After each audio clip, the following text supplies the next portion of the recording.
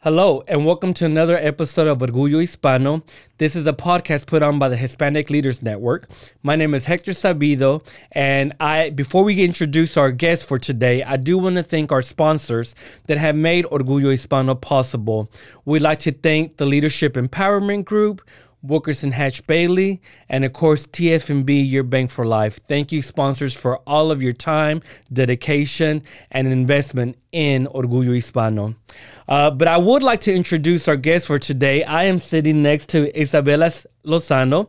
Isabela is a native Wacoan, and I'm going to let her tell you about her story. But I mean, this young lady, a native Wacoan, Waco ISD graduate, is finishing her college career in a couple of weeks. Entrepreneur, I mean, and so many more things. And so, Isabela, thank you so much for being here today. I appreciate your time and willingness to be in attendance today. Of course. Thank you so much, Hector and Hispanic Leaders Network, for having me with y'all. So we want to start off with, if people don't know you, which I would find that very hard to believe. Tell us a little bit about you, Isabela. Sure thing. So I'm Isabela Lozano. I was born and raised here in Waco, Texas. I'm a class 2018 University High School graduate. Go Trojans. So once a Trojan, always a Trojan. A product of Waco ISD. I'm currently at Texas A&M University finishing up my degree in electronic systems engineering. And I'll graduate in December. Lord willing, everything happens well, right? And the owner of H.O.P.E by Isabela. So I have a small business that works with local artisans in Mexico, and I sell beautiful handmade garments here in the Waco and Central Texas community. So we'll get to H.O.P.E by Isabela in a little bit because my wife is a fan. So we have a lot of your products in our home. But tell us a little bit. So your dad is from Mexico. Yes. Sí. Your mom is first generation American, so her parents are from Mexico. Tell us the upbringing that you had and how it was, being raised. I mean, because even in a predominantly Spanish-speaking home, how were you and your family, your brothers raised? And tell us a little bit about that, if you don't mind. Sure. So Spanish was my first language up to the age of 7. Now I struggle with the Spanglish. I'm not as great in Spanish and not as great as English. I still kind of mixture, but I am 100% bilingual, fluent. As much as I try to read and write it. Growing up, we were, mainly Spanish. My grandparents, as you stated, were born in Mexico, so there was no other form of communication with them. It was all Spanish, and to this day, my grandmother says that she refuses to learn English because then her great-grandbabies and grandbabies won't know Spanish. Sure. And we were in a loving Christian home, two-parent household. We were here in South Waco. My brother now lives in that home that we were raised in, our childhood home, and now we are in my mom's childhood home. So my parents, we are all a really tight-knit family and have tried to maintain together in the same small South Waco community here. It was awesome, loving home. My mom has always been in education, so she was in some school or someone knew her. My teacher, principal knew her, right? So it wasn't much trouble or curiosity that could go on at school with her being so close to us. And it was awesome. Me and my older brothers, so I have 2 older brothers, and I'm the only girl. So I was always the consentida, I was loved and preferred because I was the only girl. And La princesa de papá. Yes, so I would do everything with papi, and my mom was always in school, which was the only thing that has now allowed us opportunity to further our education as her children. Tell us about your mom going back to school, if you don't mind. So my mother was a mother of 3, working a full-time job and being a full-time student at McLennan Community College, our local college here. And I just remember if it wasn't my dad braiding my hair in the morning before his shift, it was my mom really late overlooking my homework and making sure it was accurate. And we both had a great relationship with both my parents, and they were both very well, they were there with us, but they still struggled to, just give their full attention to us just because of those daily battles with school. And like I said, she was a full-time student and a full-time mom. Whenever we didn't have a babysitter, my dad was working extra late. She would take me. The boys could stay home. You know, they were older. They were older. They were had their friends. They would go to the boys, you know, their friend's house, or my cousin or uncle would hang out with them. But me, I'm the baby, so I'd go with Mama Lozano, and she would take me to school with her. And her struggle has shown me and motivated me, like, you know, do it while I'm young. Go to school before I get married, before I have babies. And I'm not saying that it's bad, but, you know, there's different battles that come with that. And I was firsthand experiencing that with my mom. And every time that she went through something, she was like, you know, for y'all to learn that I do this for y'all and I sacrifice so much. And vice versa with my dad. He was working late hours, and he was like, you know, I want y'all to go to school and further your education, so y'all don't have to battle and miss those long hours with your children. And that's how it was. So she graduated with her bachelor's at an older age. So she was over 30. I don't want to say her age. But whenever she did her bachelor's, and then she furthered it up for her late 30s for a master's. So she was persistent and determined to, you know, further her education and give us an opportunity at life and kind of give us another chance of excelling in those parts of our lives. And now she's principal of Kendrick Elementary. Yes, so she is the principal there. One of the few Hispanic principals that we have in the school district here. And it's really just, I consider her like a beacon of hope and positivity, that I know whenever she can help someone, that she is willing, and she goes above and beyond what's asked of her. For sure. So she has a heart of gold. I love her. Like I said, we're now in her childhood home. So where her mom planted that seed of giving and, you know, opening her home for breakfast and giving for the kids that need a coat or shoes, or if there's kids playing in their bicycles and they're not as great, she goes and asks them, you know, what do y'all want for Christmas, or how can I bless y'all, how can I help y'all? And that's just her, and they don't have to be her students or her children or her family. Even if it's her neighbor or her community and she sees a need, she's there. So she's great. So Isabela, you know, going back to you, how was it? You know, because I would consider you Gen Z, correct? Yes. Gen Z. So, you know, I know that there's maybe a lot of differences of Gen Z, and especially the generation before you and a few generations before you.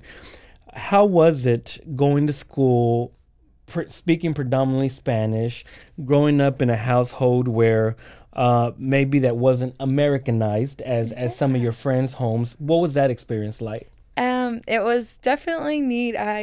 I enjoy it. I embrace my Hispanic heritage, but like I said, I would struggle. I still to this day struggle and say funny things. And my friends who are, you know, born and raised in Mexico, in the United States for many years, where their English is awesome and I'm still, you know, struggling. So I guess being raised in the home, it was more homemade meals, and it was more, you know, we would go all out for the different Hispanic Heritage Month and days, and we would always celebrate. I always had trenzas. My mom would always do my trenzas, and it was just what we loved. We knew how to do it. I had thick curly hair, and we would always do it. So different ways that we highlighted those Hispanic traditions and heritage. And when I could, I would speak Spanish to my friends, and even the friends that weren't getting English as good, I was able to be that kind of bridge between my teacher and my classmates that didn't know Spanish, and I knew English and I knew Spanish, and I was able to translate. And to this day at H.O.P.E, when I work there, my small business, I'm always able to kind of be more open with those language barriers and helping them. So it's kind of a way that we were different, and even helped the community around me with my Spanish speaking.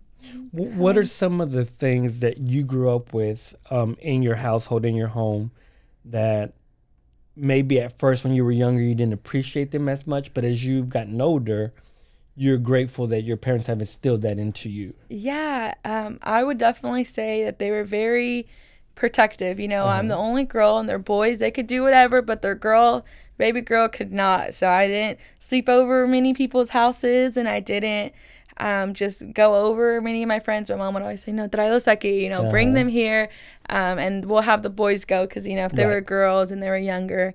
So that was a big deal. You know, my friends, like I said, that have been here for many that kind of got worn off with their parents. They were more open, and they would get dropped off at La Feria, and they would go to the movies. And I was like, Mom, but they're going. You know, I was a little 13, preteen, wanting to go to the basketball games by myself in middle school. And it was more like, okay, when are we going? That's right. You know? Yeah. And that I feel like has made me who I am today. I love, you know, I'm outgoing, but I'm still very observant and aware of my surroundings. And kind of mama always instilled, be safe, you know, learn who you're with. And always, you know, it was a saying like, don't get around different bad parties or vibes or spirits. So it was very Christian and the typical protective home. So I also didn't watch any of the scary movies, you know. Wow. So the Hispanic culture and the Christian culture was like, if you let those espíritus like in you, like don't do it because they're gonna open the door to something. Right. And to this day, I still don't. And now that I'm older, I built my own relationship with Christ, and I'm like, yeah, okay, I'm not gonna do it, you know. And back then it was like, well, my friends are watching the new Halloween movie or Hocus Pocus, and something, you know, that was so small to me back then. And I was but it was so big for you back then. Yeah, and it was big for me back then. And now it's like, now I kind of see where, you know, my mom wanted us to kind of build our own relationship with Christ and be like, okay, maybe it was wrong. And typical, so those are some things.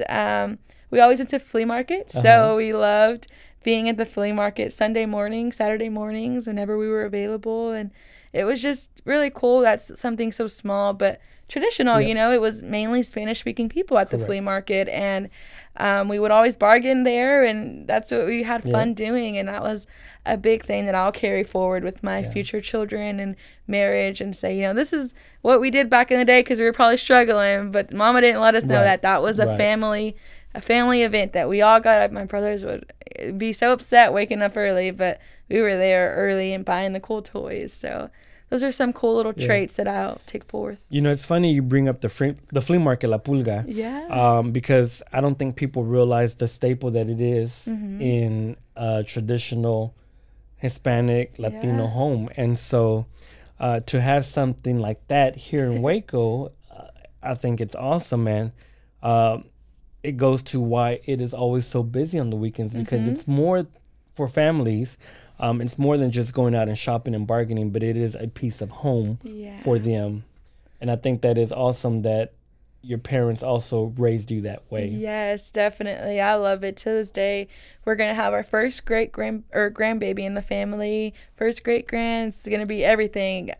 My sister-in-law is pregnant and due in November. Yeah, so we're so excited for baby Lozano. And to this day, my mom's like going to buy little dinosaurs. He's due next month, and he probably won't even hold the dinosaur for months. Another year. Yeah, but she's like, I found all these dinosaurs for $20, you know, and she's there cleaning them and Cloroxing them for the babies. And I'm like, this is just awesome that we'll take forth this with with our babies and my brother's baby, and we're excited. So that's a big part, like you said, a staple in the Hispanic culture and in the Waco community. So I hope it stays strong for sure. So you graduated from University High School, went on to are going to finish your bachelor's degree in a couple of weeks. And so congratulations ahead of time.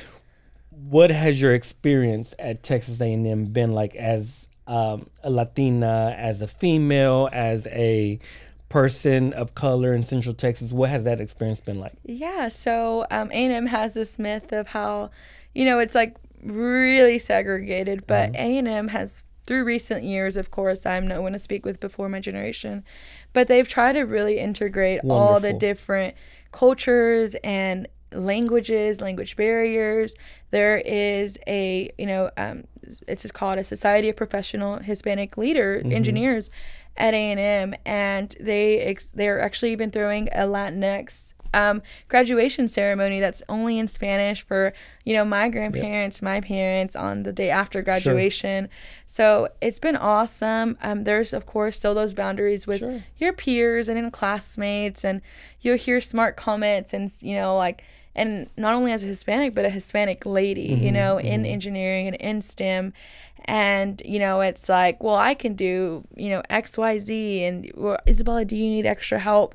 And comments like that, where it's like, you know, we're sitting in the same seat, you know, where there were no different. Kind of like those passive aggressive comments. Yeah, just kind of those little slugs you would say now in our Gen Z generation. And or maybe I didn't score as great of an exam because ultimately, like I said, I'm a product of Waco ISD, so I didn't have all the nice private tutors that everybody did and extra lessons. And now, thankfully, university has grown so much. Absolutely. And their electronics and STEM major degrees that they have and those academies that they have. But back then, there wasn't circuit analysis and this in-depth physics where now there is. And I always kind of saw that boundary between those people and students who come from, you know, Sugar Land and the Woodlands or, you know, Highland Park in Dallas, and they all go to A&M. And I'm like, well, I'm from Waco, Texas, proud. And it's been awesome.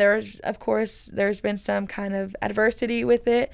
Your teachers, you kind of got to ask more for help versus, you know, if you're struggling, and they're not struggling, then they're like, oh, we're good, let's make the test harder. Or now I have to, you know, speak up and say, hey, Dr. Goulart, or, you know, Dr. Zahn, I'm struggling with this, or help me, guide me with this, and seek out those own resources for my own self.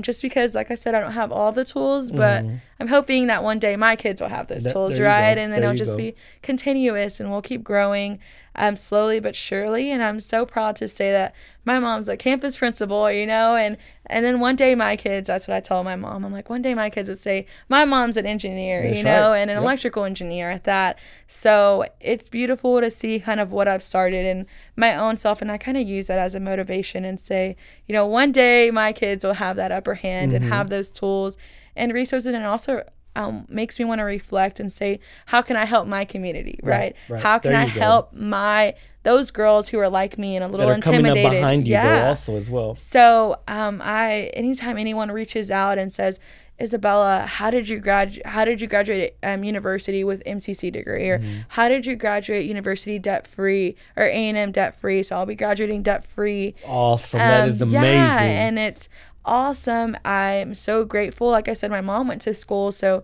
I was debt free without having that first gen, you know, scholarships. But I tell people all the time, there's so many scholarships, and a lot of students are really limited and don't have the resources. And I know, like, a lot of my dad's friends have younger kids, and they're, you know, Spanish only. Their parents are still kind of where my parents were. And I'm like, hey, if your daughter needs help, reach out to me. You know, I messaged on Facebook today, and it was like, my niece needs help with scholarships. Could you? And I'm like, of course. I have a list of everywhere.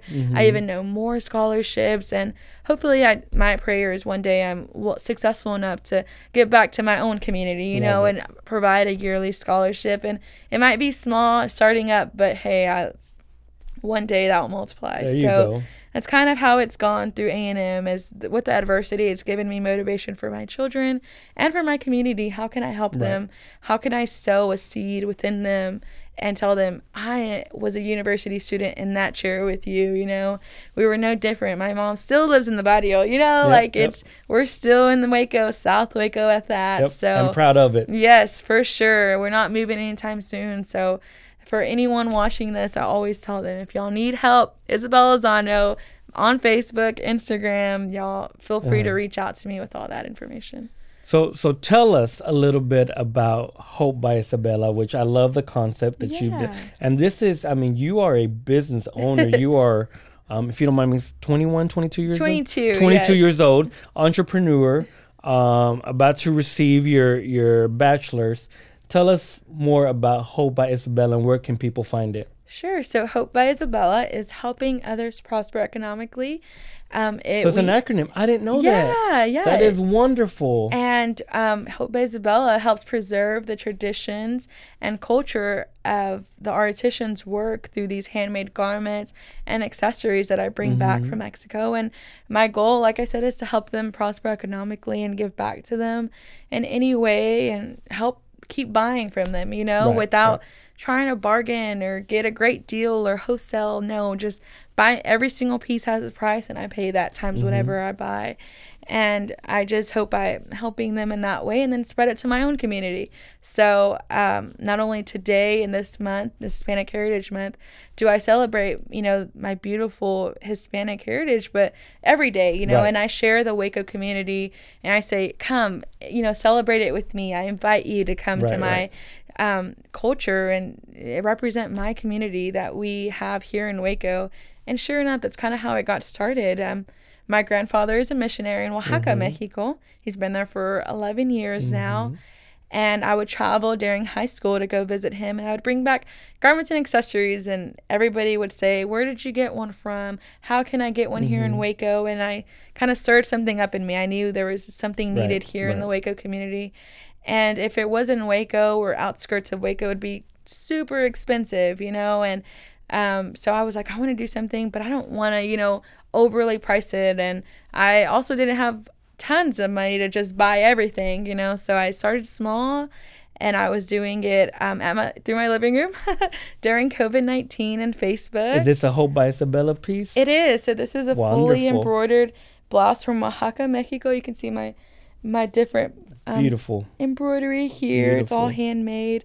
And it started slowly like that, and I just launched off through Facebook, and then I did my little mobile boutique through markets, and now we're over 5,000 followers on Facebook and Instagram, and we've shipped to about 15 different states here in the United States, and we've gone to about 7 different states, or I guess peninsulas. I don't know what I know Mexico is a little bit specific on where they go, but they're states to us, right? So it's been awesome. That's kind of how it started. And I of course, my grandmother was a big giver, and she would sew a lot in her community as a pastor's wife. My grandpa's a big giver and gives back as much as possible to his church and his community. And then my mom, so I kind of had always had that in me, right? And I wanted to do something to further that in my generation. I love that. Yeah, it's been awesome. And I enjoy sharing everything with everyone. Yeah. So let me ask you one more question before we end today, okay? The name of the podcast is Orgullo Hispano, Hispanic Pride. Sí.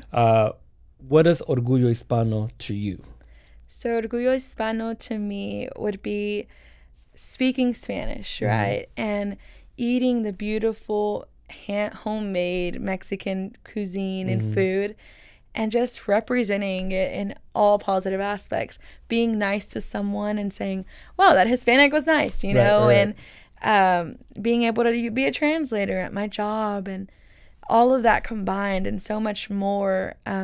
Going to Mexico, I just became a Mexican citizen through my dad. Congratulations. Sí, soy una orgullo mexicana, Felicidades. ¿verdad? Y ahora sí puedo skip the line and at the airport and, you know, going back and, you know, giving back to my Hispanic heritage and culture and showing my future kids Spanish and Orgullo Hispana. Yeah, that's what it symbolizes to me, is being strong and confident in who you are and your Hispanic heritage, representing it every single day of the year, right? And trying to be a light to this world through my Hispanic heritage and language. Awesome. Isabela, it's been a pleasure getting to know you. Muchas gracias. Thank you for being here. And thank you to our audience. I would encourage you, please look for Hope by Isabela. You will see her at pop-ups. You will see her at different vendor markets. And I'm sure she has something that you will fall in love with. Before we end today, again, thank you so much to our sponsors, the Leadership Empowerment Group, Wilkerson Hatch Bailey, and TFNB, Your Bank for Life. Thank you and take care. This episode of Orgullo Hispano was made possible through the generosity of these sponsors. The Hispanic Leaders Network is a nonprofit 501c3 organization. Our vision is to develop and empower current and future leaders to make a difference in the community. To sponsor a future Orgullo Hispano podcast episode, email hlnwaco@hln-waco.org or visit the HLN website at www.hlnwaco.org.